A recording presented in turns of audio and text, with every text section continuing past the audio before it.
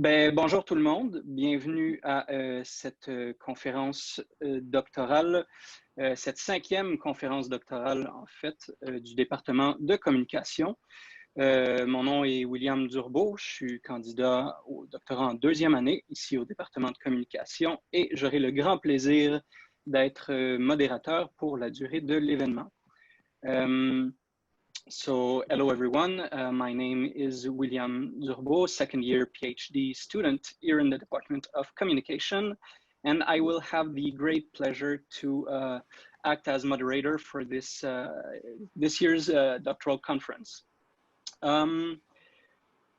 Before I tell you all, before I present to you Mr. Vincent Larivière, who will be our guest speaker for today, and before I explain to you how we will function for today's conference, I would first like to let Mr. Luc Bonneville, director of the department, to give a few words. So, Monsieur Bonneville, la parole est à vous pour ce mot d'ouverture.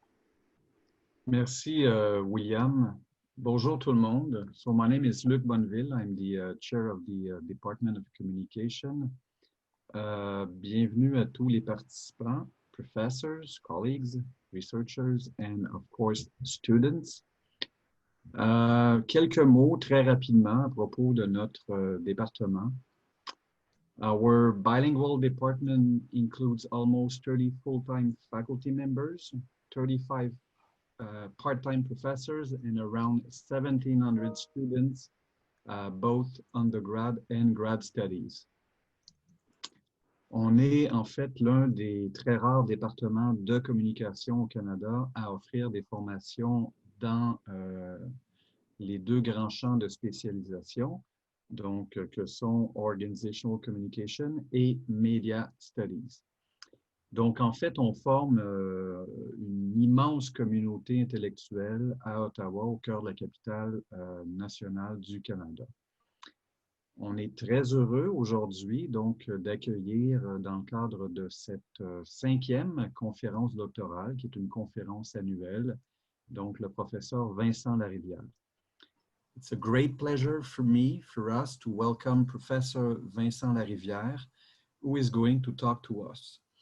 Donc, sans plus tarder, je vais repasser la parole à William pour la suite et je vous souhaite une excellente conférence. Merci.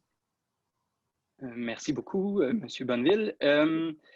Donc, simplement, peut-être pour entamer la discussion, vous mentionnez tout d'abord que le thème de cette conférence, comme vous le savez probablement déjà, est sur la diffusion des connaissances en contexte de pandémie.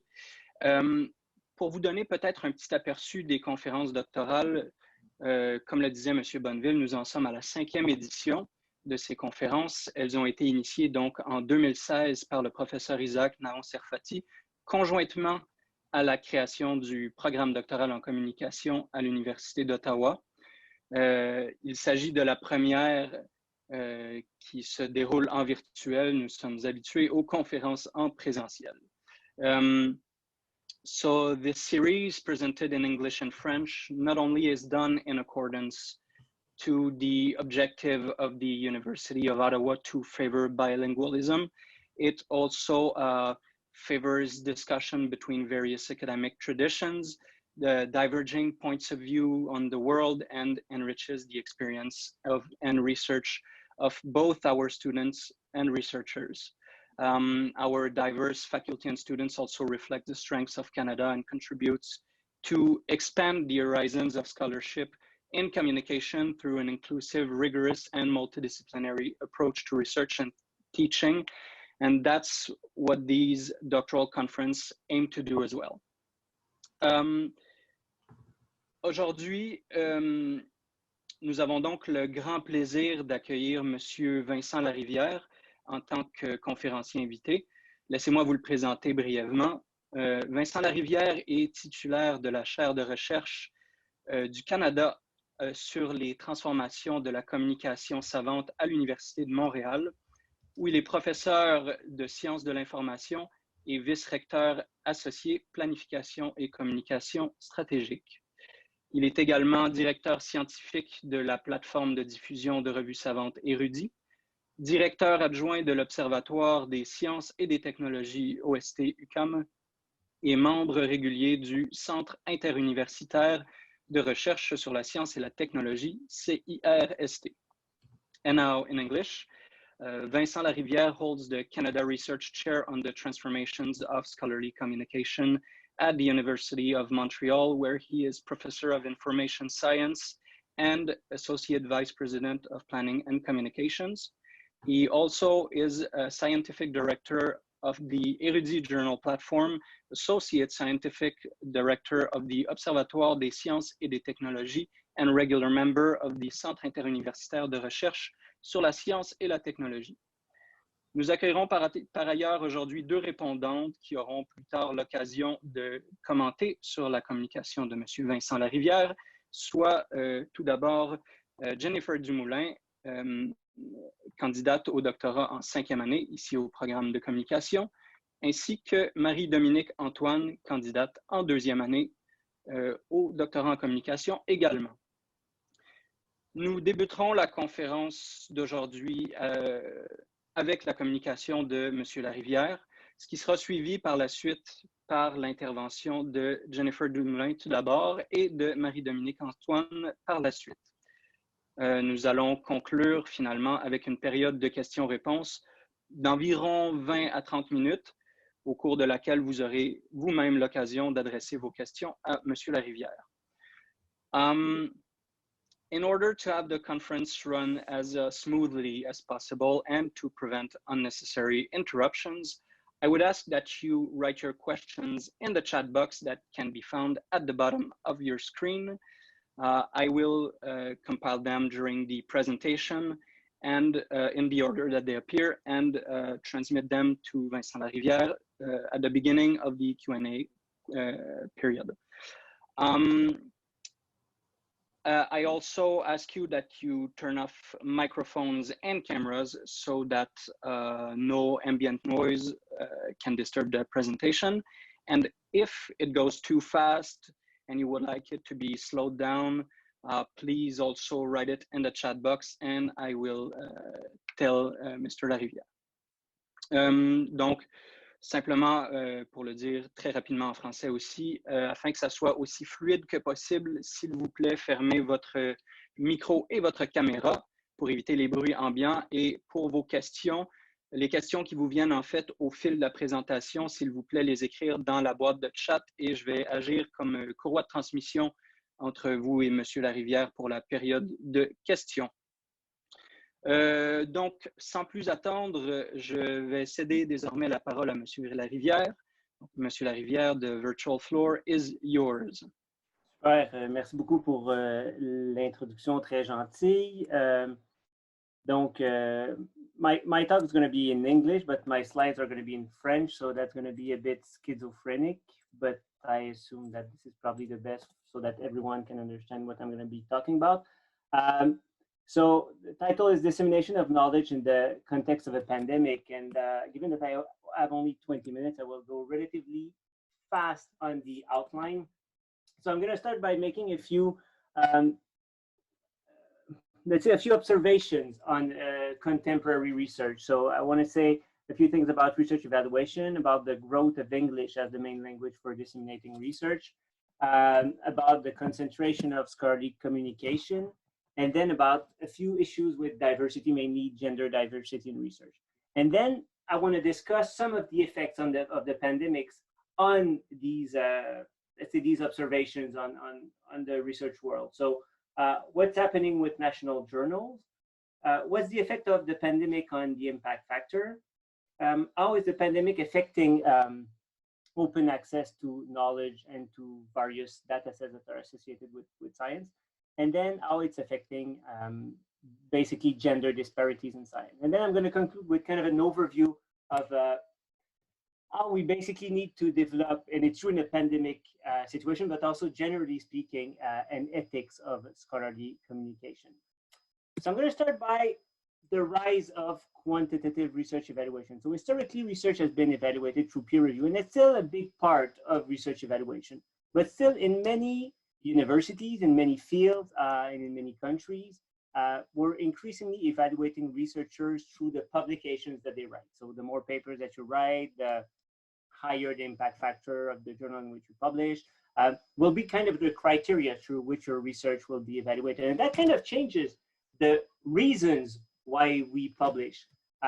So publishing stops kind of being an indicator of discovery to become an indicator of research activity.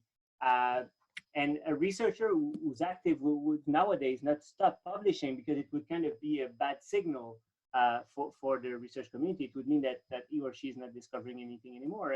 And what's quite striking is that it has not always been like that. So if we take, for example, the case of Peter Higgs, whom you may be familiar with, won the Nobel Prize, I think, in 2015 or 2016 for the discovery of the Higgs boson. Actually stopped publishing in 1979 because he actually considered that he had nothing to say anymore about research. And that kind of reminds us that one does not win the Nobel Prize, or one does not cure COVID just by the sheer number of articles. You need only one good article, one big discovery to be able to either win that or to cure COVID. So there's a growth of these quantitative research evaluation. They kind of affect the landscape. And in many countries across the world, until a few months ago, researchers were actually getting quite high salary bonuses associated to the journal impact factors in which they would publish their papers. So for example, in some universities in China, you would actually get amounts that are as high as around $200,000 for publishing a paper in Science or Nature. So that kind of creates some kinds of perverse incentives to really focus on the journal in which you publish. That kind of becomes the only thing that you think about. So that's the first finding I wanted to present. Of course, the changes in the importance of publication also affects publication languages. And of course, nowadays there's one language which takes, one may say, almost all of the space in the scholarly communication landscape, and it's English. And we actually see that it has not always been like that. So if you look at the creation of new journals as a function of language, well, French used to have a bigger importance than it has nowadays. So that figure basically presents a number of new journals that are created by time period, where of course in the older days I merged some periods together, and then the last data point right here is 2011 to 2019. So striking decline of French, relative stability of German, kind of an interesting rise in Chinese, but then it decreases afterwards, and of course a very high importance of new journals created in English, which basically accounts for about 70% of all journals published worldwide. So in a context where publishing matters, well, there's actually some languages that are more important than others in that landscape. And quite strikingly, even countries that don't have English as their, let's say, main language are going to develop and create journals that are not in their, that are actually in English. So if you take the case of Germany, for instance, in the most recent time period, almost 40% of the journals that the Germans created are actually in English rather than in German as it used to be. And this is true for Germany, it's true for China. And in the case of Canada, well, the linguistic duality of French and English has led to quite a huge asymmetry, especially in the most recent years, where almost all of the new scholarly journals that have been created in the country are actually in English. At the world level, we see a similar trend. So that presents the number of papers by language using, for those who are familiar, using the Dimensions database, which is a database that basically covers every paper that has a digital object identifier. So it's quite a comprehensive database that basically indexes about 5.5 million papers every year. And we're at about 85% of papers that are written in English. And so this is true at the global level, but it's actually true also at the Canadian level. So the figure on the right panel here to me is quite striking, where you see two French language universities, Université de Montréal and UQAM, which nowadays publish about 95% of their scholarly papers in English. In the case of UQAM in the 70s, it was a tiny minority that was in English. And now it's the vast majority, and same for UQAM. And taking here, you also have on the left panel, Université d'Ottawa, which is at about 97%. So not really, well, slightly more bilingual, at least from a publications point of view than McGill or UBC or Alberta. But again, kind of in between French language universities and English language universities. So rise of research evaluations, more and more place to English language. Now let's move on to the third finding, which is who controls the scholarly paper that we author. And I want to start with a very interesting quotes from 25 years ago from the business magazine Forbes that basically made an interesting prediction that Elsevier would be the first victim of the internet. So basically, given that scientists created the internet to be able to share their research ideas, why would they need journals? So basically, the web was created by them. They should actually use it to disseminate their research without using scholarly journals. And quite interestingly, maybe that happens a lot with business predictions, but that one was clearly wrong because what we see is that it actually led to an increased corporate control or an increased concentration of dissemination of knowledge in the hands of a few publishers, and mostly for profit. So if you look at the left panel here, you see that in most fields of in natural and medical sciences taken as a global field, there's actually 3 publishers, so Reed Elsevier, Springer Nature, and Wiley Blackwell, that basically control half of the market. So half of scholarly papers that are indexed are actually published by these 3 publishers, which of course give them a huge control over the prices that they can charge libraries for these journals, or the article processing charges that they can charge to authors for publishing in those journals. So, and we see a similar trend in the social sciences and humanities. So the web has actually led to more corporate control of scholarly publishing rather than less corporate control. And of course, this can be associated with high profit margin. And here I'm presenting the profits of Reed Elsevier, which is the biggest of all of these scholarly publishers. And what we see over the last roughly 25 years is that the profit margin, which is the little square here, has never gone under 30%. So they never made less than 30% profits, which is, of course, one may say easy when you don't pay the authors that provide you with the manuscripts, when you don't pay the referees that evaluate them, and then you resell that same material to the same group of people. So yeah, they make a lot of money. The fourth observation that I want to do, and then we'll move on to the direct effect of the pandemic, is the gender gap that basically exists in science. So that world map is quite blue, but there's a few orange countries, and basically the map is color-coded as a function of the proportion of women authors that are in these countries. And we see that there's quite a lot of more dark blue countries in Africa, same for Middle East. And we see quite a few little orange countries in former Yugoslavian countries. And then Latvia here, which is one of the few countries, again, that is above 60%. In the case of Latvia, it's quite interesting because over the last few years, it's been a country with the highest proportion of women as authors. The main driver of that being the fact that men have a life expectancy that is 10 years younger. So basically, there's more women in Latvia because men die at a younger age, which is not so much a finding that leads to very interesting policy options. So big gender gap and not so much improvement over at least the last 10 years or so. So slight improvement, but not too much. We tried actually in a very, let's say, simple manner to make predictions about when we would reach gender parity in most of these fields. And in some of them, well, it's in, let's say, more than 2.5 centuries in the case of math and physics. So we're actually not there yet. Now moving on to the effect of the pandemic on some of these findings.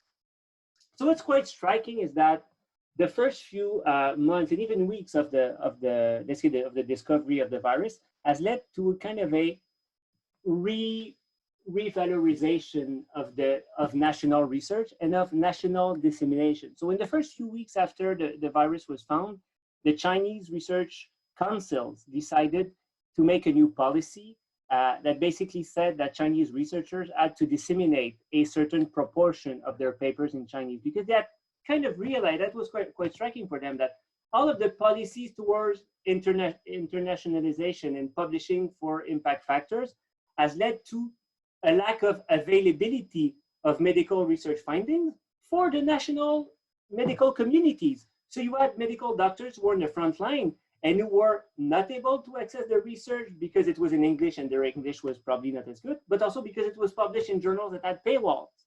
So they said, there's now a policy, you need to publish a certain percentage of your findings in Chinese and in national journals to make sure that these findings are actually available for the communities that would need them. And this is quite a huge change, because given that China is the country with the highest number of papers, it was kind of driving many of the trends that we were seeing. And now with this new policy, it actually has the potential to give a new value to national journals, and also to lead to some kind of a new multilingualism in science, because again, there's going to be a higher proportion of papers that will be published in Chinese. And it's quite possible also that other countries will decide to do the same and say, well, okay, if you are funded by this National Research Council, these findings, they have to be open access, yes, but they also have to be in the language of the nation that funds the research, and therefore you need to publish in national journals. So there's kind of a new change of incentives. And of course, it leads to, let's say, a new lens through which we can assess what quality research is. Because in the first findings that I shown, the impact factor was let's say, the rubber stamp of quality. Now openness, the fact that research is available in open access, becomes kind of an indicator of the quality of the research, or of its importance. So that leads to a new discussion about what is good research. The second interesting effect is the openness, which is, again, in that case, at the level of publishers, of scholarly literature. So again, in the first few weeks when the virus was discovered, the Wellcome Trust, along with Elsevier and quite a few editors and quite a few funders, decided that it was now mandatory to open all of the literature that was related to COVID and to coronaviruses in general, and also to make the data available. So research that was done on COVID should actually make their data available. So of course, Elsevier, Springer, all jumped in the bandwagon. In their case, they said that the openness would be temporary for the time of the pandemic, and a few weeks or months ago, it was discussion about, okay, should we keep it open? Should we close it? What we're seeing though is that there's still some papers related to the coronaviruses that are actually not open, but even more strikingly, the openness of data is not being observed, I would say, at all. So even the Lancet, which was a big part of that kind of pledge to openness, was under scrutiny a few months ago because of that paper on hydroxychloroquine that actually had to be retracted, because even the co-authors of the paper had not seen the data. So of course, the data of the paper was definitely not publicly available. So they have not been consistent with the pledge that they made at the beginning of the pandemic. And we did a little analysis to actually look at the openness of COVID literature. So are papers that are COVID related and that are on medRxiv, which is one of the preprint servers, actually making their code and their data available. And what we actually see is that it's a tiny minority of papers. So if you look at data here, it's about 10% that is available. Now we're looking at the statement. So to look at the overall availability, you need to combine available and publicly available and within manuscript. But then you see that there's a big chunk of papers where it's only conditionally available or that it's not available. So again, the majority of papers, even when they're COVID related, are not providing their data with their analysis, it's a problem, I would say, globally for all disciplines, but for COVID related research, where one may say that we're in a bit of an emergency, this is quite problematic. And An even more striking thing can be said of code. So the accompanying code is actually even less shared than data. Going back to effects on submissions, we've also seen kind of a reshaping of peer review. So we've actually seen that, and this is something that many of us were already aware, but that peer review was far from perfect. So we've seen papers that were peer reviewed that in the end were wrong and had to be retracted. And on the other hand, we had studies that were not peer reviewed and that were just posted as preprint and that were actually considered to be true. So there's kind of a new, again, a reconfiguration of the role and perception of peer review in the scholarly community. There's also increasingly more and more studies and platforms and journals that actually provide the content of peer review along with the paper that is being published. And from my point of view, there has been, let's say, an increasing role of social media in the discussion surrounding those preprints. So there was quite a lot of preprints that were put on bioRxiv or medRxiv, which are preprint platforms, and then that were reviewed on Twitter by experts. And therefore, the criticism surrounding a study was publicly available, which I believe is not something, well, it's something that you could see in the past, but it was not as frequent as what we're actually seeing here. And there's been overall a growth of preprints. So over the last 30 years, physicists have been using these preprints for disseminating their research, but the medical field was a bit hesitant because they again relied a lot on peer review as the, let's say, the discriminating factor between, let's say, validated and non-validated findings. And the COVID crisis has led them to actually embrace them, one may say, at last. And this is observed, well, we see it on this figure here, basically an exponential growth in the number of preprints that were deposited in the first few months of the pandemic. In the most recent data, which I've seen, but I wasn't able to find it yesterday when I was preparing that, we actually see a decrease. So during the summer, it's as if there was a, in French, we would say essoufflement. We were not, the community was not as fast at publishing those papers, which may be consistent with the fact that people may need some vacation at some point. And the last thing that I want to discuss briefly, no, the second to last, was so open access, but I'll go fast on that because time flies, and basically we're aware that more and more papers, given what I said previously, are going to be available in open access. But the last thing is the gender effect of the lockdown and of the pandemic more generally. So in the first few weeks of the lockdown, I was looking at Twitter, and a few researchers were saying, oh, that's great with the lockdown. I don't have to teach anymore. So you have plenty of time to write the papers that were late. And this is amazing. Actually, I had no effect of the lockdown. And then you were seeing the reply that were like, oh, you're very lucky to have time, because with my 2 kids, I don't have time at all to actually write those papers. I'm actually much less productive than I used to, because there's no kindergarten, there's no school, there's no daycare anymore.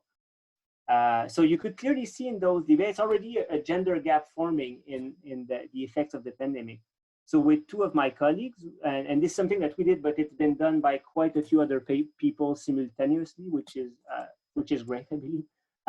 We went and looked at the gender of the lead authors of the preprints that were being posted in the few months of the pandemic. And what we observed, and actually all of the studies converge, is that there's a decrease in the proportion of women authors. So who has been mostly affected by the pandemic in terms of their research capacity? Well, it was mostly women, because despite the fact that we believe that we have gender equity in Canada and elsewhere, well, there's still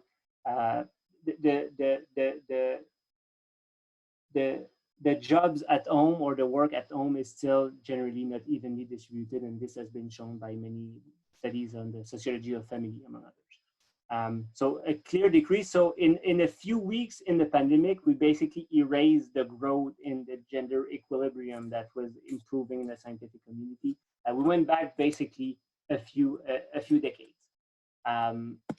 So this is what we were seeing globally, and we actually created a little tool to monitor that over time. So again, in February and March, a decline, and then let's say mid-April was kind of the bottom of the barrel, one may say, and now things are a bit improving, at least at the world level.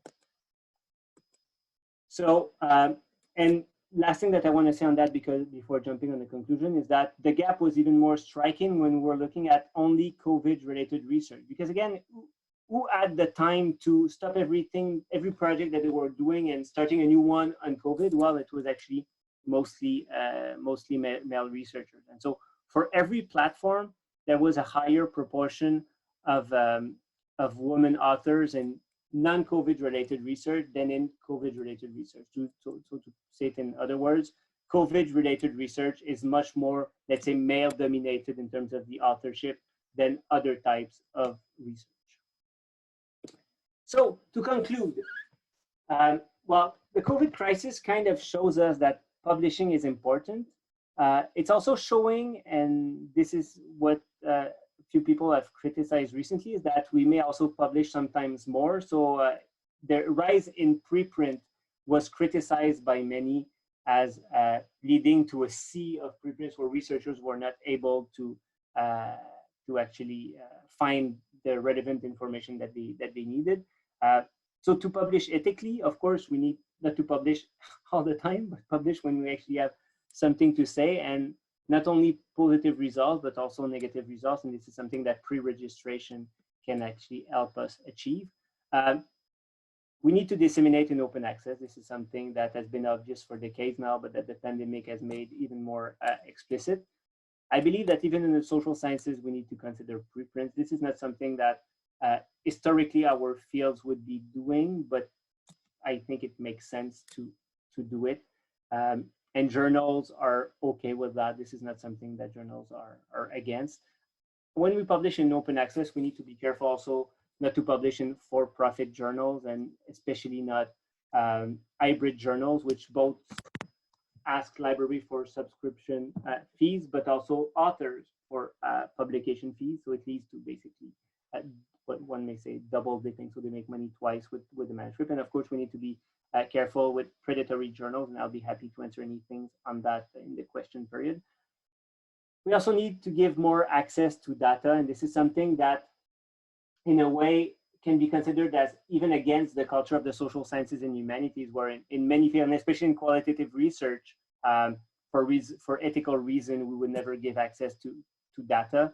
And even at some point, we have to destroy the questionnaires and surveys that we had the respondents to fill. So it's kind of against the culture, and it's probably easy to give access to data when your data concerns ecosystems or animals, or let's say non-human participants. But I think this is something that social sciences and humanities need to move towards for greater transparency and reliability of science.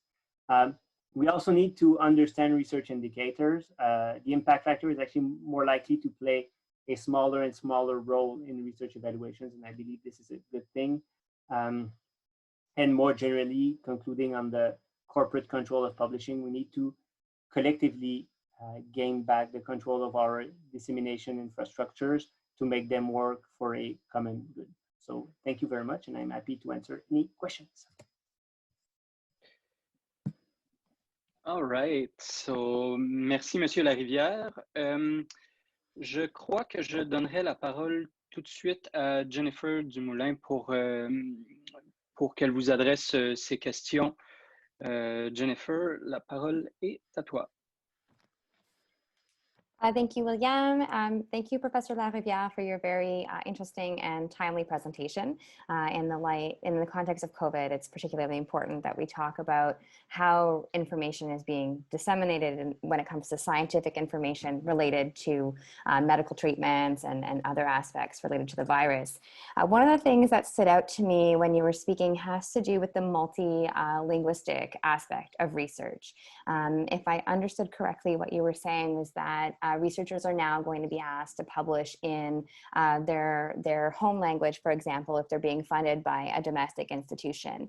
And so I was wondering how that could potentially have an impact on the rigors of studies if it's not being reviewed by perhaps the same caliber of reviewers that could happen if they were submitting to a different journal. And I also wonder if that could perhaps restrict access to content if it's not being published, say, for example, in English, but in Chinese instead, if less people speak Chinese, or if some of the medical doctors that need access to this information don't speak that language, is that going to create a further barrier? And I've come across a journal that I rely on in social sciences. I think it's called the FRQ or FRS, the Forum Research Qualitative. It's German and English, and they do publications in both. And it was interesting when you're talking about German, because I could relate with that. And so I wonder if perhaps to me, this kind of shifts the burdens to the authors, I guess, is another thing that was coming to my mind, to either translate or write it in different languages. And so I wonder if a different solution is perhaps needed, something where it's published in all languages, which is not realistic or feasible, but maybe it's translated or published in a journal that has multiple language options in order to ensure that that research remains accessible. So that was one of the points that really stood out to me during your presentation, I think because of Canada and the official languages and the importance of French and English here in Canada and at the University of Ottawa in particular. And then the other thing that that really stood out to me as well had to do with, let me just see my notes here. You mentioned something about the having more access to data. And here again, I think that what you're talking about is a shift in academia, broadly speaking, and research, rather than just the publishing industry. Because I would like to think that if I was a researcher working on COVID-19 related material or other material in a different subject, I should be able to email an author and say, hi, this is what I'm doing. Would you be willing to share your data set with me? And this is why. And then there could be a back and forth between the author and the person that's contacting them, as well as some legal paperwork saying, you can't use this data for anything besides this, or it's been, anonymized and all the personal information has been removed. But I think what you're talking about is a culture shift across the board, not necessarily in the context of publishing itself. So those were the two things that really stood out to me. And thank you very much for your time and again for your presentation. I look forward to hearing your comments. Thank you. So I assume that I answered to that right now. Yes, you can answer to these questions right away. Okay, merci. Merci Jennifer pour tes questions. Of course, the move to multilingualism as one may say consequences, but I want to go back to how things were before the shift to English. So when Einstein wrote his two papers on relativity in the second decade of the 1900s, he wrote them in German, and the non-German research community had to actually find a way to understand them and to absorb them in their own research. If you were a German researcher in the 1940s or 1950s, like actually until the 1960s at Université Laval, if you were studying chemistry, you would have to learn German because there was still a sizable proportion of research that was being published in German. So I think of course we're lucky right now to have a common language, which is English, but it used not to always be like that. And the common language also has consequences. It has consequences for readers who do not understand English, but it also has consequences for authors and those for whom English is not the first language. Let's say much more difficulties writing than non-English speakers. So let's say that I don't think that the situation is settled. I'm making predictions, of course, and predictions are always tricky. But there's definitely a mindset that has changed in China because everything was towards English, and now they realize that, well, that does not work anymore. And the first move that the research councils wanted to do was to actually make sure that their population was safe, to make sure that their population and the frontline health researchers had access to the knowledge. So that's the first action that they did. And in their case, in the case of China, they can orient in quite a, let's say, strong manner the publishing practices of their researchers. So to me, one solution is indeed to move to a more multilingual ecosystem and have translation tools to help us understand the paper. So let's say the burden would no longer or at least less be on the shoulders of the authors, but increasingly on those of the reader. Then of course that has consequences, because you may have more ghetto communities than because of language. So it's not an easy call. There's trade-offs on both sides, but definitely what's happening is that there's, let's say, a pause in the march towards everything in English, and people are let's say funders and policymakers are thinking of more clever ways to disseminate that. And that's first for the first question. Then in terms of access to data, you're right. I mean, what is actually needed is more of a culture change. But even in the example that you gave of if you would write an author and you would ask them for their data, most of the time you would get a no, unfortunately, in the current system, for many reasons, but the main one being the current competitive system of the ecosystem. So some of you may be familiar with the Norms of Science by Robert Merton, where basically he has proposed these 4 norms in the several decades ago about how scientists behave, but actually in a way it's how scientists should behave. And one of them suggests that basically scientists should be willing to share everything that they had, because they don't really care about fame. The only thing that they care about is the advancement of science. And of course, as you probably all know, these norms are kind of idealizing how scientists are working. And in the current incentive systems that exist, if as a student or a researcher, I have been working for years developing a data set, and you ask me to give it to you for, let's say, for free, or I would probably be inclined to say no, because I don't want to be scooped on my own research. So we need to create incentives for researchers to share data. We need to find a way to reward collectively, to say, hey, Jen is a great researcher. She's sharing her data. She's sharing her data, so we can reuse it, and actually we can scrutinize it. And we're seeing that actually her data is great. So that confirms the fact that she's actually a great researcher. So I would say there that the culture change has not happened yet. In the case of open access, researchers are quite okay with disseminating their papers in that role. They realize the common good aspect, and also the fact that if their papers are in open access, they're going to be more cited. So there's something in it for them. In the case of open data, I don't think that researchers find that there's something in it for them. There's something in it for science, but right now and I'll conclude on that, there's a tension, because what is good individually and what is good collectively. And those two things are not really aligned, unfortunately, on that front.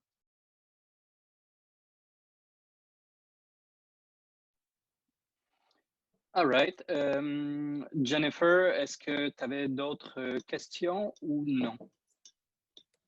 No, thank you very much for your response, Professor Larivière. It was very informative.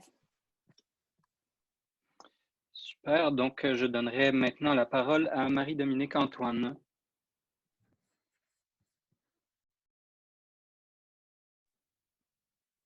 Marie-Dominique, la parole est à toi. Ben, ouvrir l'écran, tout ça. Ben, bonjour tout le monde. Merci, William. Je vais commencer rapidement. Donnez-moi juste une seconde que j'ouvre mon truc, là. OK. Merci. Ben, tout d'abord, je voudrais remercier M. Larivière pour cette présentation très instructive. Nous vivons des temps sans précédent et nous avons beaucoup appris jusqu'ici. Vraiment, c'est dans ces situations pour lesquelles nous nous préparons et nous pensons être préparés que nous venons à réaliser que nous devons réévaluer notre position lorsqu'elle se présente. Et en tant que chercheuse femme francophone, je dois dire que les thématiques développées dans votre étude m'interpellent. Les chiffres sur la participation des femmes dans la recherche liée à la COVID et dans d'autres domaines d'études m'ont fait réfléchir. bien que j'ai personnellement vécu des défis liés à la production scientifique, étant en grande partie confinée à la maison depuis des mois avec mes responsabilités de femme et de parent. Si la COVID a modifié les priorités et s'il y a quelque chose que cette pandémie nous a rappelé, c'est à quel point nous sommes connectés et elle vient souligner à quel point il est crucial de disposer des structures de diffusion des connaissances adéquates, sans lesquelles des situations comme celle-ci peuvent dégénérer assez rapidement, comme nous l'avons vu. Et les dispositions prises par certaines maisons d'édition pour donner un accès gratuit aux travaux publiés sur la COVID est très positif, mais ces démarches ont également, comme vous l'avez souligné, M. Larivière, mis en lumière le fossé qui existe dans la structure actuelle de diffusion des connaissances. La nécessité du libre accès aux résultats de la recherche est plus que jamais évident, mais aussi c'est le temps de réviser les systèmes d'évaluation et les mécanismes d'allocation des ressources qui, somme toute, contribuent à accroître les inégalités. En tant que francophone, la domination des publications en anglais vient me chercher également. Je sais que ce n'est pas un fait nouveau, mais c'est encore une réalité à laquelle nous devons faire face. Et comme présenté tantôt, la création de nouvelles revues en anglais seulement ici au Canada, par exemple, alors que la disponibilité de données probantes en français est si importante, c'est positif de vous entendre parler d'ouverture vers le multilinguisme, je dirais. Mes recherches portent sur les troubles du spectre de l'autisme et je suis tout à fait consciente de certains des défis qui m'attendent dans ce domaine. Mais le rayonnement de la recherche en la matière est tellement important, non seulement pour moi comme chercheuse, mais les parents, les prestataires de soins, les décideurs politiques et le public en général qui peuvent tous en tirer parti dans le fond. Encore faut-il que la langue de publication ne vienne pas représenter une barrière additionnelle. Je suis mère d'un enfant autiste moi-même et je me souviens des difficultés que j'ai rencontrées lorsque j'ai décidé de me plonger dans la recherche sur l'autisme après le diagnostic de mon fils. Et avec la surabondance d'informations sur l'autisme et les difficultés pour départager les fausses informations, alors que l'information est cruciale pour la prise de décision éclairée, surtout en ce qui a trait au traitement de prise en charge du trouble. J'y ai mis du temps et j'y suis encore, mais l'existence du paywall, je sais que vous l'avez mentionné tantôt, l'existence de ce paywall n'aide pas. Et je me considère chanceuse pour les données que j'ai pu trouver, même si cela a été possible en grande partie parce que j'ai pu ouvrir ma recherche pour inclure des publications en anglais et en français. Et je me dis francophone, mais dans le fond, le français non plus n'est pas ma langue, ma première langue. Et il y a un sérieux manque de publications francophones sur de nombreux sujets dans ce domaine de recherche, et je suppose un petit peu partout. Donc, pour résumer un peu, M. Larivière, je dois dire que j'ai beaucoup de questions pour vous, mais je vais essayer de synthétiser. Je suis particulièrement intéressée à la place de la recherche canadienne dans la pandémie, mais aussi la pandémie a montré l'importance du lien entre la science, la politique et la société. La question de dialogue entre ces trois entités me préoccupe. Et vous avez présenté les effets de la COVID et nous ne pouvons qu'espérer qu'après COVID, nous assisterons au développement d'infrastructures publiques pour la diffusion des connaissances, ainsi que des incitations et des politiques plus substantielles pour garantir que les résultats de la recherche soient accessibles à tous. Mais toutefois, pensez-vous qu'il soit possible qu'il y ait un revirement post-COVID, c'est-à-dire que nous perdions certains des acquis de la crise? Aussi, avez-vous identifié des barrières potentielles à la mise en place des nouvelles structures que vous avez soulignées? Auquel cas, avez-vous des suggestions sur la manière dont la communauté scientifique devrait les aborder? Voilà. Encore une fois, je vous remercie, M. Larivière. Merci à tous. Merci beaucoup pour vos questions. Vous m'avez posé des questions très difficiles. Je m'excuse. Non, c'est parfait, c'est parfait. C'est des questions importantes, disons, auxquelles je n'ai pas nécessairement la réponse. Je veux revenir brièvement avant d'entrer dans la question des revirements post-COVID qui, je crois, sont très intéressants, sur la question de la langue. Donc, la langue, elle est associée, en fait, on ne peut pas désincarner la langue d'une culture puis de certains objets d'étude. Et je veux que tout le monde comprenne très bien que lorsque l'on crée des incitatifs à publier en anglais, on crée également des incitatifs à s'intéresser à des communautés et à des objets qui sont associés à cette langue-là. Et par extension, à se désintéresser de certaines communautés. Donc, par exemple, et donc, on peut dire, par extension, on donne une certaine valeur plus importante à certains groupes sociaux qu'à d'autres. Donc, disons que je travaille dans un département d'économie et que mon directeur de département me dit « Ah, Vincent, tu dois travailler en anglais, tu dois publier tes travaux en anglais. » Donc, je dis « OK, bon, des revues en anglais, c'est en grande partie des revues américaines ou des revues britanniques. » Et donc, c'est pas impossible que moi, je décide plutôt que de m'intéresser à la Banque du Canada, que je m'intéresse plutôt à la Réserve fédérale américaine.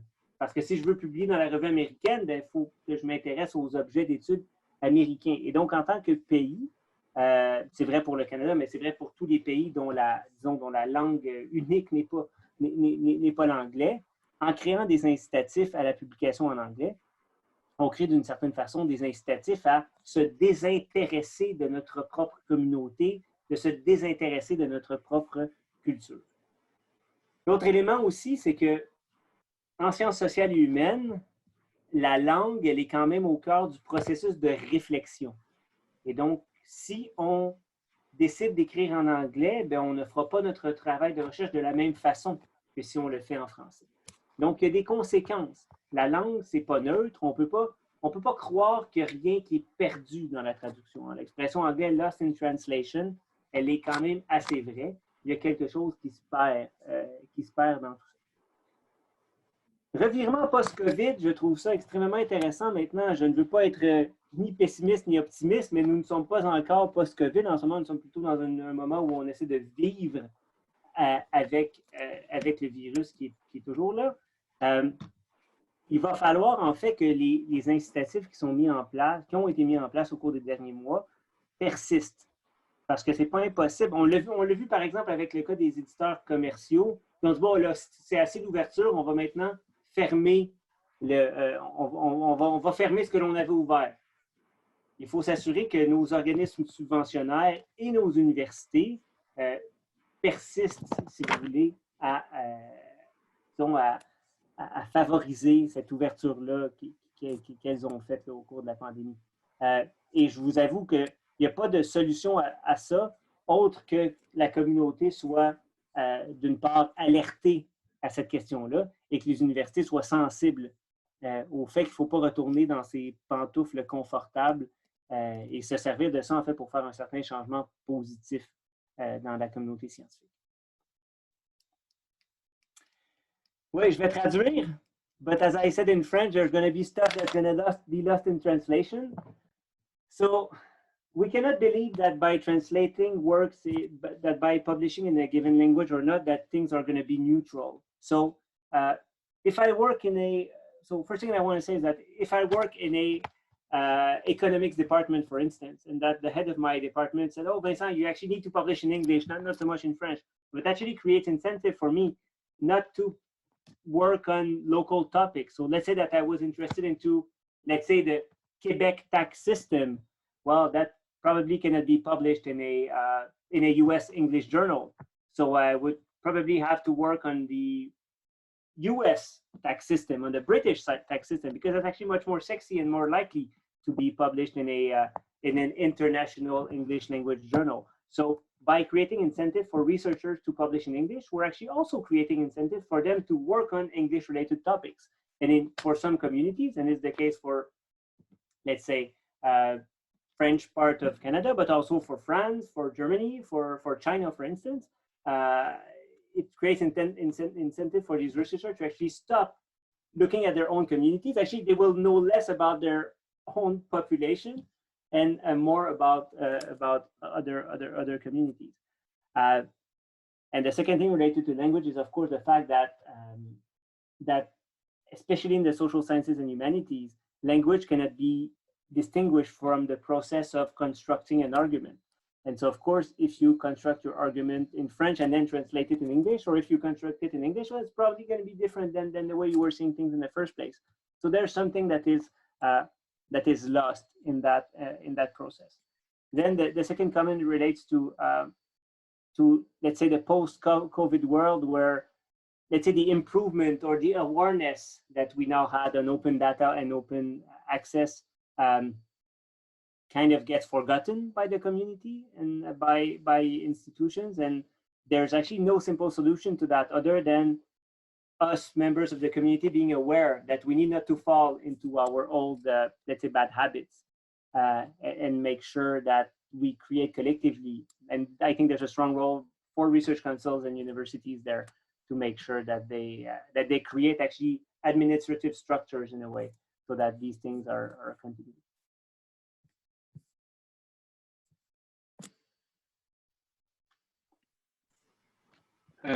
Parfait. Donc, Marie-Dominique, est-ce que ça répondait à tes questions? Est-ce que tu aurais d'autres questions également? Puis, il y avait une autre question, mais je pense que M. Larivière a précisé que c'est un petit peu difficile, et puis je pense que c'est un peu mettre la charrue avant les bœufs d'aller là-dedans, mais moi, j'étais à réfléchir quand j'ai vu le contenu de l'étude, donc je me considère satisfaite, donc j'ai laissé la place à lui. Merci beaucoup. Parfait, merci.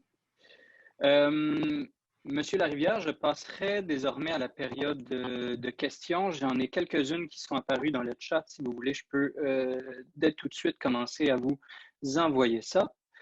Nous avons tout d'abord une question et un commentaire de Stéphanie Austin qui écrit Great news that we see a shift from IF to openness. Elle demande, est-ce que vous pensez que cette tendance s'appliquera à la recherche non COVID ou se poursuivra après la pandémie? C'est une excellente question. Ça rejoint un peu la question précédente. Je crois qu'il va falloir être vigilant. I think we'll have to make sure that we are making the structures there. So I think it's the right time. I mean, it took Canada several years to create an open access mandate that actually worked, and it's still not working so well. I think it's the right time to create mandates in terms of openness of data. And that's actually the only way that behaviors can change, especially in the context of a non-crisis. So what we're seeing now is that even with COVID research, I mean, in terms of open data, for instance, not everyone is putting their data there. So even in a crisis situation, it's not enough to change the behaviors completely. We'll have to be very strong with the incentives and probably with the consequences for non-openness. And just as an aside, I mean, in Canada, if you don't, let's say that you're funded by NSERC or SHRC or any research council, you need to publish your papers in open access. You need to disseminate them in open access, at least in some form. Still, it's only a minority of researchers who are doing it, and there's no consequence for them to do it, so they don't do it. In the US, if you don't publish in open access when you're funded by the NIH, for instance, your funding will be cut. You will not be able to apply to the next round of grants. So there's actually consequences for non-compliance. And we're not there in Canada. So I think we'll have to be a bit, it's sad to say that in a way, but we'll have to be a bit tougher on those who are not doing it. Super, merci beaucoup. On avait une seconde question qui nous vient de Pascal Martinoli et qui demande Could a multilingual health research reduce the speed of discoveries with language wallpapers, for instance? Je pense que vous avez touché un petit peu à cet aspect-là un petit peu plus tôt, mais pourriez-vous revenir là-dessus brièvement? Yeah, that's a good point. I mean, of course, if everything is in national language, then it's going to take more time for researchers to read, but it's going to take also less time for other researchers to read. So it's I don't believe that that's it. I don't think it's a zero-sum game. I think globally it would probably take more time for the community taken as a group to read those papers. But it may lead, on the other hand, to faster writing for many people. So actually, it kind of goes in many directions. One thing is sure is that in fields that are heavy on figures, it may not be as heavy on figures and let's say heavy on mathematical equations. The consequences would not be the same than for, let's say, history or sociology or communications, where basically the text is most of accounts for most of the content of a paper. So it's an interesting question to which I don't have answer, but we know what the variables would be there because there's time to read, but there's also time to produce. And many of us can understand papers that are not in our language by looking at the figures and getting, let's say, just a very simple understanding of the main words, especially in the figures. I'm going to try to keep answers a bit shorter than I used to because I see that questions are popping in the chat. Yeah, there's a few questions and comments following up. Nous en avons une autre de Mit El-Missani qui écrit « Vous mentionnez à un moment donné la possibilité de faire des évaluations via les médias sociaux. Comment se fait ce type d'évaluation et pensez-vous que ce procédé aura un impact sur la participation, visibilité des femmes chercheurs et ou la langue de production? » Ce que je voulais dire par rapport aux médias sociaux, c'est que l'évaluation par les pairs de différents preprints, en fait, c'est beaucoup fait sur les médias sociaux. Donc, on avait une nouvelle étude qui sortait et là, on avait d'autres chercheurs qui en faisaient la critique en plusieurs séries, si on veut, de 144 caractères ou 200 à 280 la nouvelle valeur. Et donc, ça, c'est quand même un changement. Ça rend la visibilité de la critique publique. Ça amène, dans certains cas, peut-être certains débordements. Je ne crois pas que ça va remplacer l'évaluation par les pairs. Je crois que ça vient bonifier et ouvrir davantage le dialogue qu'il peut y avoir autour d'un manuscrit scientifique. Quand la place de la science sur les médias sociaux a commencé à être étudiée il y a une dizaine d'années, ce que l'on voyait surtout, c'était que les tweets associés à la littérature scientifique n'étaient pas toujours très sérieux. Hein, que s'il y avait une étude qui était discutée sur les médias sociaux, ben, c'était probablement parce qu'elle avait quelque chose de drôle. Cette tendance-là a quand même diminué au cours des dernières années et la crise de la COVID a, je dirais, amélioré d'une certaine façon une partie du débat associé aux articles scientifiques. Évidemment, il y a les trolls, puis il y a les négationnistes et tout ça, mais globalement, je crois qu'il y a eu une bonification. Le débat est davantage sérieux qu'il était sur les médias sociaux. Maintenant, pour conclure là-dessus, en termes d'évaluation de la recherche, je ne pense pas qu'on est encore au point où on pourrait servir de la contribution que les chercheurs font sur Twitter comme faisant partie de leur dossier d'agrégation ou de titularisation. Mais je crois que tranquillement, on peut s'en approcher. Moi, j'ai vu des collègues qui ont passé des heures et des jours sur Twitter dans les derniers mois à corriger des faits, à répondre à des fausses informations. Et écoutez, c'est un travail de moine, c'est un travail difficile et c'est un travail qu'on devra à un moment donné valoriser parce que ça fait partie, d'une activité scientifique et disons, d'une diffusion élargie des résultats de la recherche. Super. Maintenant, nous avons une question de Jean-Sébastien Marié qui écrit « Vous avez parlé de la croissance des preprints dans le contexte de la pandémie. Quelles sont les conséquences, selon vous, de la couverture de ces études préliminaires par les médias? Par exemple, les lecteurs n'ont pas nécessairement les connaissances scientifiques pour en comprendre les subtilités. » C'est un excellent point et dans ce cas-là, il faut faire une distinction extrêmement importante entre les journalistes scientifiques et les journalistes, disons, généralistes qui se sont improvisés journalistes scientifiques pendant la pandémie.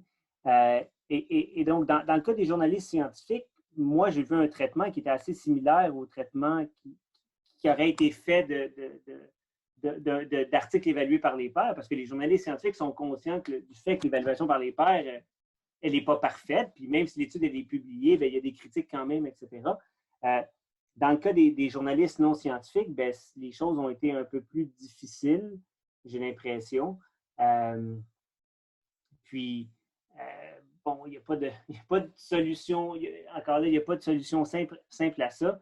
Les preprints ont un rôle extrêmement important pour la communauté scientifique, disons, dans son ensemble, mais indépendamment du reste.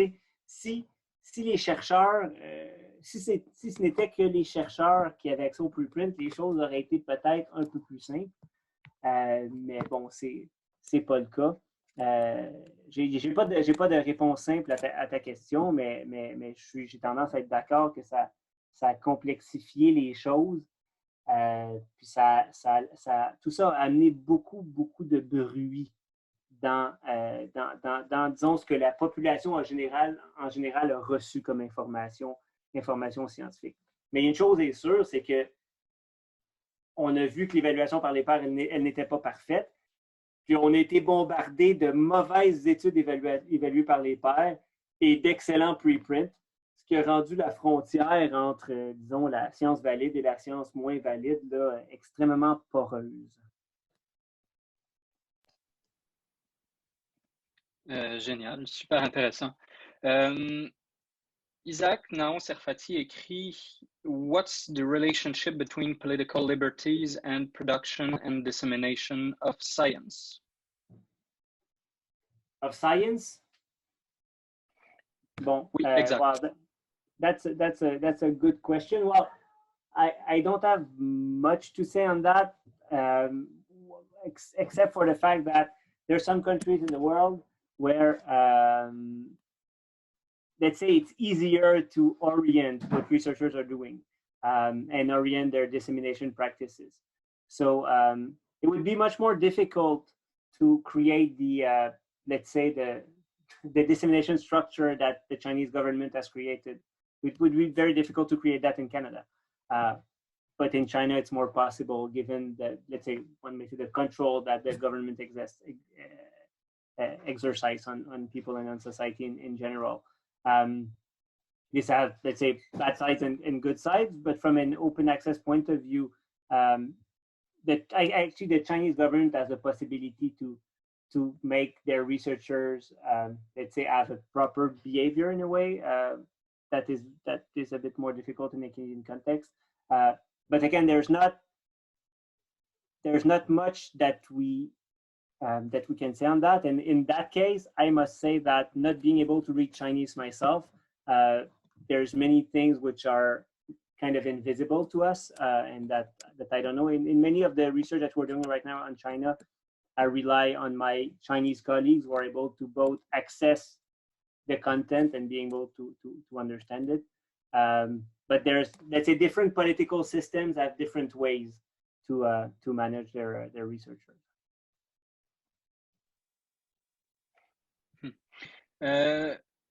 Vous avez touché à cet aspect-là un petit peu plus tôt, il y a quelques minutes, mais Hélène Cazès demande, devrions-nous pousser une reconnaissance institutionnelle et administrative des publications ouvertes pour les dossiers, etc.? Oui, et là, j'ai deux choses à dire là-dessus. La première, c'est que bon nombre d'universités ont des mandats de libre accès. À l'Université de Montréal, on a collectivement adopté le nôtre, en fait, juste un peu avant la pandémie, en décembre 2019, ce qui fait en sorte qu'il n'a pas été bien popularisé, puis que, bon, la communauté était derrière nous, mais là, comment dire, le travail de sensibilisation de la communauté, c'est pas fait encore. Et donc, notre mandat à l'Université de Montréal, dans le fond, c'est une obligation pour des chercheurs de déposer leurs articles en libre accès. Soit ils publient dans des revues en libre accès, ou soit ils déposent leurs articles dans le dépôt institutionnel, ce qui est permis par 85% des revues savantes. Il y a des types de mandats qui existent en Europe, particulièrement en Belgique, où on n'oblige pas les chercheurs à déposer en libre accès. Par contre, tous les mécanismes d'évaluation d'institutions sont basés sur les articles qui sont en libre accès.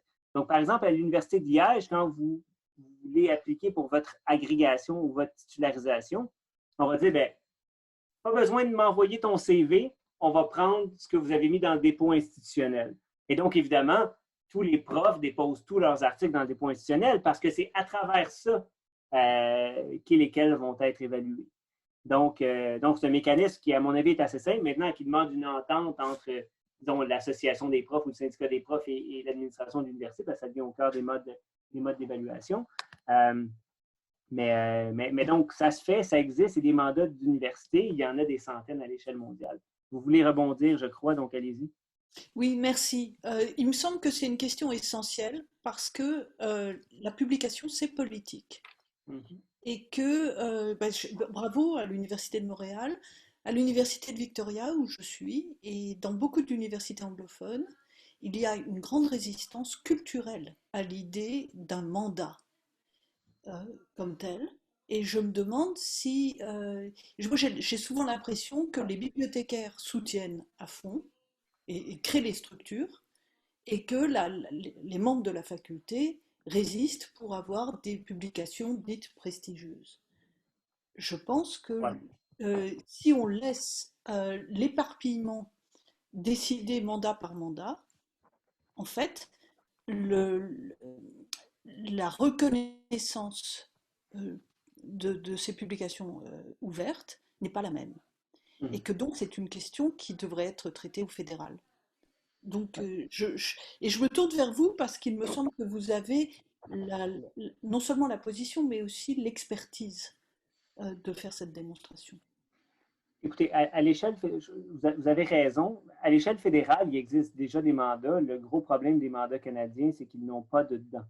Donc, ce sont des mandats qui sont essentiellement des suggestions. En fait, c'est écrit que c'est obligatoire, mais on n'a aucun mécanisme on ne rend aucun, il n'y a pas de reddition de compte, ultimement. Ce qui fait en sorte que les mandats canadiens, comparativement aux mandats britanniques, aux mandats américains, ont un pouvoir très, très faible. Maintenant, il y a une proportion de la recherche qui n'est pas financée par les organismes subventionnaires fédéraux. Et pour ceux-là, je crois qu'on a quand même besoin des mandats institutionnels, mais il faut les rattacher, comment dire, encore là, une certaine forme d'évaluation des profs, je crois. Et il faut aussi défaire cette idée-là entre publication prestigieuse et libre accès.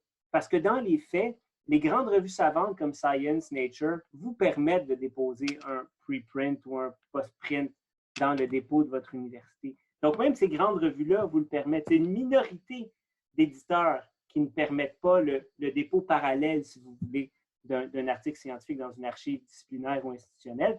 Et d'une façon plutôt déprimante, ce sont des sociétés savantes. Donc, il s'agit de l'American Chemical Society, de l'Association des ingénieurs mécaniques, qui font énormément d'argent avec leurs publications et qui ne sont pourtant pas des éditeurs lucratifs, c'est des sociétés savantes, mais qui ont besoin de cet argent-là pour organiser leurs grosses conférences annuelles, etc. Et qui sont en fait les plus réfractaires à l'idée. Et donc, il faut essayer de les convaincre et il faut probablement trouver une façon collectivement de les financer d'une autre façon.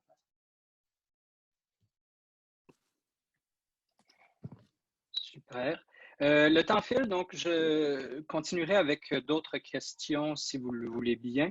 Oui. Nous avons une question d'une Pascal qui écrit « Pensez-vous que de la même façon qu'il pourrait y avoir des incitatifs pour les langues, il pourrait y avoir des incitatifs pour les femmes pour publier plus ou être acceptées plus? » Oui, ça c'est une question qui est un peu plus difficile parce que là, on entre dans le sentier de la discrimination positive, d'une certaine façon, qui est un enjeu réel. C'est quelque chose qui existe par ailleurs dans d'autres endroits de la communauté scientifique.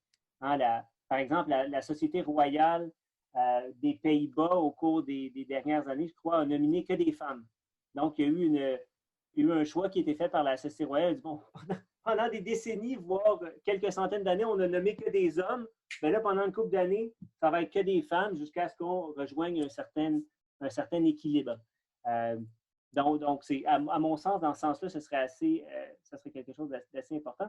Je crois que la question des femmes se doit en très grande partie passer par une reconnaissance, disons, des iniquités qui existent dans la société en général, puis mettons dans la famille en particulier. Donc, il y a un élément qui subsiste malgré le flou entourant la distinction entre genre et sexe. C'est la question du fait d'avoir des enfants, ou c'est juste les femmes qui ont le sexe biologique femme qui peuvent donner naissance à des enfants. Et ça amène un poids forcément supplémentaire sur la carrière. Et je pense qu'il faut reconnaître ça et l'associer à davantage de ressources. Donc, par exemple, si vous êtes une femme, vous avez un enfant, on doit vous donner des ressources pour que, en même temps que vous avez cette pression-là qui n'est pas liée à votre travail, mais que votre travail puisse continuer à se faire. Donc, si, par exemple, vous avez une subvention de CRSH, il devrait y avoir des suppléments qui sont associés à ça pour s'assurer que la recherche puisse se continuer alors que vous avez des contraintes qui existent. Dans le cas de la pandémie, c'est similaire, c'est-à-dire reconnaissant que le poids n'est pas le même à la maison, il faut trouver une façon de rétablir cette équité-là. L'autre élément par rapport à la publication, c'est que bon, c'est quand même assez documenté qu'il existe des biais, que les femmes, dans certains cas, vont être moins bien évaluées ou évaluées d'une autre façon que les hommes. Mais là, on entre dans un enjeu qui est un peu sensible, c'est que l'évaluation par les pairs, elle, dans un monde idéal, elle devrait peut-être parfois être en double aveugle. C'est-à-dire que les auteurs qui évaluent ne savent pas qui sont les évalués et les évalués ne sont pas qui sont les évaluateurs. Dans beaucoup de cas, l'évaluateur connaît le nom de l'auteur ou des auteurs de l'article, ce qui peut amener des biais. Mais il faut comprendre par contre que cet élément-là, où on dit on veut le processus le plus juste possible et qu'on veut que ce soit fermé, beaucoup de gens voient ça comme étant injuste et disent plutôt qu'on devrait ouvrir complètement. Et c'est simplement, et ce serait seulement en ouvrant complètement, donc qu'elle est à visage découvert, qu'on pourrait être plus juste. Et moi, je ne suis pas certain, et là, je vais changer à l'anglais, ça ne vous dérange pas. So I think that going fully open would actually lead to other types of issues. So for instance, let's say that I'm a junior scholar and that I get to evaluate a more senior scholar. Well, I don't want her or him to know that it's me because I would be afraid of the consequences of giving him a poor evaluation. You know, so going fully open in terms of reviews actually lead to other types of biases and adverse effects. So yeah, so that's not a simple thing to solve, and that probably explains why there's actually no consensus there about what's the way forward there in terms of, let's say, improving the global situation of women in science, apart from the fact that I think there's consensus on giving additional resources to compensate. Super. Le temps file. Nous avons 2 dernières questions. Si vous voulez bien, je vous les adresserai, puis après, on pourrait clôturer la réunion. Jean-Michel Lapointe écrit « Vous dites qu'on a une politique canadienne sur le libre accès qui ne fonctionne pas très bien.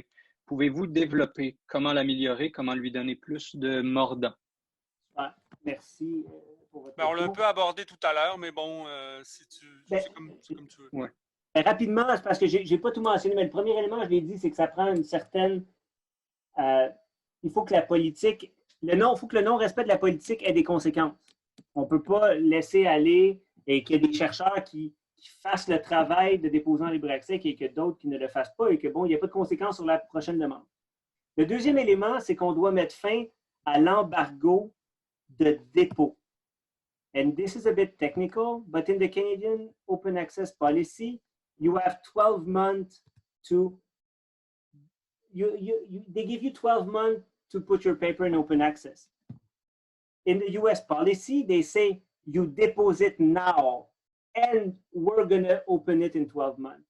So Canada allows a delay on depositing in the National Archive while the US say you need to deposit right now. And so that delay, if you tell me, Vincent, you have 12 months to do something, you bet that I'll never do it. If you tell me you have to do it now and we'll take care of opening it, then I will do it now. And that links me to the third point, which is the fact that the US government in the health sciences has created a national infrastructure. And so when you're funded by NIH, for instance, you need to deposit your paper in PubMed Central. There's one place where you need to do it. There's one place where you need to do it, and it's there. In the case of Canada, well, government tried to do kind of a PubMed Central Canada, but it did not work because Canada doesn't have the volume. But there needs to be a direct place, a single place where things have to be deposited, and maybe it would go through having an agreement with the United States and Canadian researchers would deposit their papers there. But one thing is sure, there needs to be monitoring, there needs to be immediate deposit upon publication of the paper, and then there needs to be a kind of a single place, or let's say an ecosystem of infrastructures where you have to deposit your paper. Mais Vincent, je pense qu'il n'y a pas de vérification qui est faite sur le 12 mois. Hein? Il n'y a aucune vérification qui est faite sur rien. Okay. Sur absolument rien. Alors que dans le système gouvernemental américain, quand tu fais ton rapport annuel de subvention, tu dois fournir les PubMed ID Donc, pour prouver que tes articles ont vraiment été déposés dans PubMed Central, tu dois donner pour chaque article que tu déclares associé à ta subvention, le petit identifiant qui t'est renvoyé par le lieu de dépôt. Et donc là, on est certain que chaque article qui est financé a effectivement été déposé. Et si un chercheur ne le fait pas, ben, il ne peut pas demander, il ne peut pas réappliquer au concours suivant. Et s'il est en plein milieu de sa demande de subvention, il y a des coupures de financement qui sont associées. Donc, la politique a des dents. Puis bon, le gouvernement canadien n'est pas là. Cela étant, quand j'ai fait mon papier sur ces questions-là, assez rapidement, les fonds m'ont contacté, puis ils sont conscients des limites. Donc, le gouvernement canadien n'est pas nono, là, ils sont conscients que ça ne marche pas. Maintenant, c'est comment est-ce qu'on est capable d'adapter ce qui fonctionne au contexte canadien, ce qui n'est peut-être pas si simple que ça. Le dernier commentaire nous venait de Liane qui écrivait Since COVID-19, have you seen any changes related to founder policies that encourage openness that are sustainable in the long terms? Signing the Welcome Trust statement is more of a statement and hasn't always led to the behavior changes needed to make significant long-term changes related to OA. I think this is something that we'll see once we've landed a bit from the pandemic. So right now, I